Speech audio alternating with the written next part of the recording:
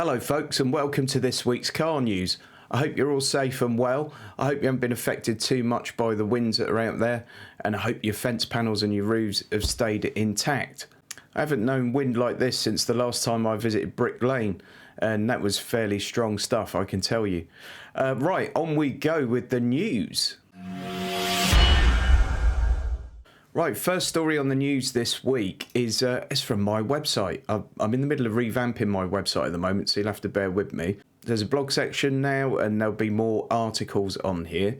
So Renault have unveiled a teaser for a new hydrogen concept car. But the interesting thing is they've used the term engine rather than motor. So the hydrogen cars we've seen in the past, like the Toyota Mirai, have traditionally been EV still. It's just the hydrogen's creating that.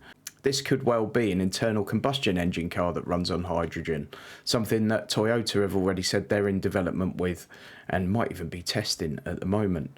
So it's an interesting step forward. Obviously, we know there are issues around hydrogen. It does take a bit of electricity to create. It's not the easiest thing to transport in the world. We know there are like 11 or 12 filling stations for it in the UK at the moment, but it's interesting to see companies exploring other avenues and not just putting all their eggs in the one basket, which is the standard EV. So interesting to see how that one develops. That's all we've got so far, but they say the concept car is going to be released in May of this year. More news on that as soon as we get it. So this one from Autocar. You've probably seen this, it's been all over the news this week, but a ship carrying Porsche and Volkswagen vehicles catches fire in the middle of the sea. 650-foot long Felicity Ace cargo ship caught fire off the coast of Portugal. Luckily, the 22 crew members were all rescued by the Portuguese Navy. I'm fairly used to seeing these huge container ships up the road in Southampton, not too far away from me. And they are absolutely gargantuan, and the amount of cars that comes out of them and the speed they come out at is frightening, really. Possibly 4,000 cars on that. All Porsche have said is we're aware of an incident aboard the Felicity Ace, specialised cargo ship carrying certain Porsche vehicles. Your dealership will provide you with additional information on how this impacts you. So if you're watching this in the UK, it's probably not going to delay the delivery of your Porsche because this one was heading to the US. But if you are watching from the United States, get in touch with your Porsche dealer if you are expecting your car anytime soon, because it may have been on there. Right, next, this one's from Car Buyer. By the way, the links to all these articles I'll put in the video description. VW have announced a new Caddy California. Obviously, they do the California, which is their camper van based on the transporter van, but they're now doing one based on the Caddy, so much smaller. It's 30 grand this, so it's significantly cheaper than the normal California, which is based on the transporter. But it looks like quite a cool little thing. Obviously not going to have a ton of headroom in that, but for you budding I don't know what I'm saying there, but it's interesting. This obviously staycationing and camper vans and caravan holidays, all that sort of stuff's really come back into its own with the pandemic and people not being allowed to travel and all that kind of stuff. So it's interesting that VW have actually stepped in and tried to create another solution. So they've got three now. There's this Caddy California, then the normal California, and then there's, I think, a Grand California. But it's something for everyone, maybe. Albeit you've got to have a few quid still, haven't you? Right, F1 fans. Michael Massey removed as F1 race director as part of the FIA restructure in wake of the Abu Dhabi Grand Prix. So if you're in any way interested with motorsport at all, you know all about this. Obviously, there's a lot of controversy in the last lap of the Abu Dhabi Grand Prix. Lewis Hamilton lost the title at last knock-ins to Max Verstappen. Personally, I don't like either of them, so it didn't bother me too much, but a lot of people got very, very excited about it. It did seem a little bit bent how it all went down in the end, I must admit. They've both got these ginormous egos, and I don't do ego really, so I'm not particularly a fan of either of them. Talented drivers as they are. But there we go, so he's been removed. I don't know if that's F1 actually saying we made a mistake or he made a mistake, but whatever, they've changed it. Move on. So this is an interesting one. The UK, this is from SMMT, the UK automotive industry has called for an EV charge point mandate governed by an independent regulator to level up network for consumers. This is a good step. If you are buying into EV, which a lot of people are at the moment or will be in the future, this is great. So they've basically come up with 7 points here that should be the basis of how this whole thing moves forward. So first one's put the customer at the centre of infrastructure policy and planning to ensure the needs are met at every stage. Deliver a national plan to provide consumers with the right number of right chargers in the right places. So that's a really interesting one. The right number of chargers of the right type in the right places. So, for example, in a hotel car park where you're going to spend the night, you don't necessarily need a rapid charger, but you might need loads of chargers. At a motorway service station or petrol station kind of affair, you need a ton of fast chargers. Right, the next point's a massively important one. Invest to establish a right to charge for drivers of all vehicles in all regions from all backgrounds. At the moment, EVs are seen as a bit elitist because it's difficult to have one if you live in a flat. In some areas, people don't have their own parking. You really need a drive to be able to charge at home, or at least access to a charger perhaps in your car park where you live. And obviously that rules a lot of people out, and it feels like quite a classist thing. At the moment, obviously you've got to have a few quid to buy an EV, but in future, this needs to be addressed. There'll be a second-hand market for them. There'll be cheaper EVs. And people from any kind of background should be able to have one at some stage. And the fact that they live on floor 26 of a tower block shouldn't be a reason why they can't have one. Mandate legally binding targets to ensure an abundance of charge points in every part of the UK. Again, massively important. There are some parts of the UK that are actually okay in terms of their charge point availability. Some of them where you go 30, 40 miles between them. Establish a new regulator off charge to ensure charging is affordable, accessible and as easy, if not easier, than refueling. Otherwise we're going to be in the situation where everyone converts to EV and suddenly the companies running the chargers can just charge whatever they like without regulation. So next one's boost charge point rollout, and there'll be ring fence funding for local authorities and public and private partnerships to de-risk the investment. Fairly straightforward, I guess. Ensure the electricity system decarbonises at pace so that all green cars are chargeable with green energy. So we've already seen some of these charging companies looking to do this, whereby they're installing electric chargers, but they're also installing solar farms or wind farms to power those electric chargers.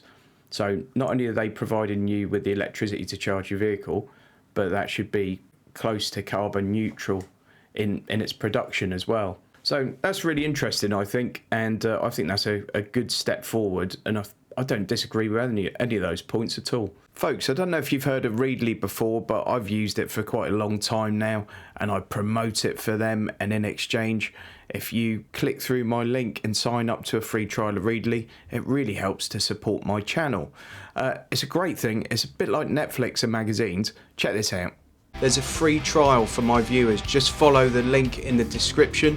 You can cancel at any time and there's no obligation to continue and no contract to tie you in. Readly's fantastic for car magazines like What Car, Auto Express, Top Gear, and don't forget you can share these with your family on up to 5 devices in your household. Please do the free trial and help support the channel. Thanks.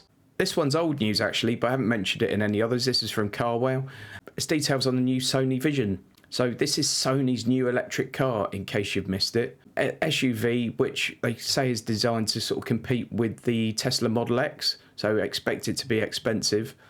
The latest electric concept car from Sony, and tech firm sounds like it's seriously considering building it. Sony will establish Sony Mobility Inc. in the spring and has explicitly said it intends to explore entry into the EV market. Of course, being a product of Sony, the Vision S SUV 02 is loaded with technology, both in terms of driving and entertainment. Semi-autonomous technology to rival Tesla's autopilot will feature, along with driver monitoring features to make sure you're paying attention. Price and release date. Don't expect anything until 2023, and it seems likely it's going to be around 90 grand. Wow. I mean, I don't know. It's all right, I guess, but it doesn't look like a 90 grand car, does it? But welcome to the brave new world, folks. Right, this one again is from Autocar, and it's that Toyota and Yamaha are developing a hydrogen-fueled 449 bhp V8. So I touched on this in that first story about Renault possibly moving over to a hydrogen-fueled internal combustion engine. Well, Toyota and Yamaha are doing it now. The new engine's based on what used to be used on the Lexus RCF Sports Coupe, with modifications to the injector's heads, intake manifold and elsewhere. Yamaha claims it delivers 449 bhp at 6,800 rpm and 398 pound-foot of torque at 3,600 rpm, near identical figures to those of the hardcore RCF Track Edition. So basically taking an established petrol engine and they're trying to run it on hydrogen instead of using hydrogen to power EV motors. Obviously Renault have said that they're working on this concept hydrogen car, but there are suggestions in there. The fact they use the word engine and not motor suggests they may also be doing this kind of thing. So interesting to see how that one pans out. Obviously, if there's more news on that, I will keep you updated. So this is an interesting one. Jaguar Land Rover have announced a partnership with Nvidia. Now, for those of you who don't know who Nvidia are, they make graphics cards for computers, primarily very powerful sort of graphics cards for hardcore gamers, as well as some other bits and bobs. They also do lots and lots of software work to make sure they get the most out of all that technology and to optimize games for their hardware and other people's hardware, etc. And lots of AI work. The two companies are going to jointly develop AI-powered autonomous driving and connected services for all future vehicles built on Nvidia Drive. So Nvidia Drive can be a software platform that delivers a wide spectrum of active safety, automated driving and parking systems, as well as driver assistance systems. Inside the vehicle, the system will deliver AI features including driver and occupant monitoring, as well as advanced visualization of the vehicle's environment. So it's one of these things where it's going to check that you're paying attention, you're not falling asleep like some of you are watching this. So it's quite interesting. I must admit, I'm happy that Nvidia are working on the autonomous driving and the driver assistance things, because I don't think their graphics cards break down that often. And I'm less convinced about Jaguar Land Rover's abilities to develop something like that. Not to say they can't. Obviously, there's lots of reliability issues with the cars historically, and I'd rather a software company was developing software. Right, this one's from Car Throttle. Fake manual gearboxes patented for Toyota electric cars. This is really interesting. The move to electric cars looks set to kill off the manual transmission for good. EVs don't have a gearbox as such, so there's no need to shift gears, but Toyota seems to be developing a system that will save the manuals according to a recent patent filing. Among the 8 patent applications are simulated clutch pedal and gear shift functions, plus the ability to spread an EV's torque curve more like what you'd find in an ICE car with a manual gearbox. There'd be less of the breathless acceleration that you get in some cars like the Porsche Taycan and the Tesla Model S, but potentially more involvement for the driver. And they take you through the sort of specs for the patent application there. The electrical vehicle includes a shift lever and a clutch pedal for pseudo-realising the manual gear change of the MT vehicle. It's quite interesting really, because a lot of the driving enthusiasts, one of their big sort of downers on EV is that, you know, it's not very involving and you're driving a calculator and all this other stuff that people come out with, which I don't agree with, to be honest. I personally have driven automatic cars for donkey's years, and I love cars and I love to drive. For those that are real enthusiasts and they have an absolute desire to use a clutch pedal and a gear shifter, it's quite a clever idea, I guess. And if they're the only ones doing it and they've got the patent, they might be cornering the market, or at least giving themselves a nice little source of revenue going forward. So it's interesting, that really interesting. I haven't got too much more news this week from the wider world, but due to what seems like quite a big change in my circumstances that might be coming up, I'm going to be selling my car, I think. So I've got that BMW 420. I'll put a link to the review up there. Since that was done, I've put all-season tyres on the car. I've put 5 on it, even though it's only got 4 wheels, because I think after 700 miles or 800 miles on those new tyres, I got a screw in one of them. So I've just paid 155 quid today to have one of those new tyres replaced, which was nice. I did a couple of coding things on the car, which you can see, and it's now got wireless Apple CarPlay as well. So it's had a few upgrades whilst it's been with me. I'll probably do a video on this at some stage, but I thought I'd mention it now as something that's coming up on the channel. Other thing that's happening is I've got loads of cars booked in for review. It's been really, really good, actually. I'm just going to bring up my calendar and I can tell you what we've got coming up. I'm going to have a Honda E for a day. So there'll be a review coming up on the Honda E. I'm getting a Genesis G70 shooting brake. For those of you that don't know Genesis yet, it's what Lexus is to Toyota, Genesis is to Hyundai. So it's their luxury brand. Following that, I've got a Lexus UX300E coming. I've got a Kia Soul EV Max. I've got Honda HR-V. All those things are coming between now and sort of the end of April. So hopefully the next couple of months, there'll be quite a few more car reviews coming to the channel. By the way, this is looking like it may become my full-time job in the not too distant future. So I need all the support I can get at the moment. So please do support the sponsors. Do give the video a thumbs up. And you can jump onto the website and buy me a coffee if you want. That would be nice. But yeah, anything you can do to help at the moment. Spreading the word is probably as good as anything, to be fair. But anything you can do to help is greatly appreciated. Hope you enjoyed that one, guys. Do stay safe, and I hope to see you again next time. Maybe go and check this video out next. Thanks.